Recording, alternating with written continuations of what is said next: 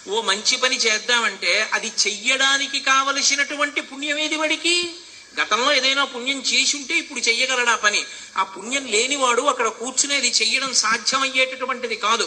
కాబట్టి ఆ పాపం తరువుకొస్తూ ఉంటుంది.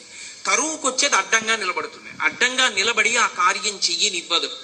ఆ కార్యం చెయ్యనివ్వకుండా పరిగెత్తుకొచ్చి అడ్డు నిలబడి కార్యాన్ని పాడు చేస్తున్నటువంటి పాపాన్ని పోగొట్టగలిగినటువంటి శక్తి ఎవరి యందు ఉంటుంది అంటే విఘ్నేశ్వరుడి యందు ఉంటుంది.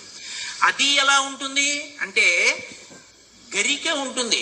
గరిక అంటే నిలబడినటువంటిది కాదు, నిలబడితే దర్భ భూమి మీద పాకుతుంది.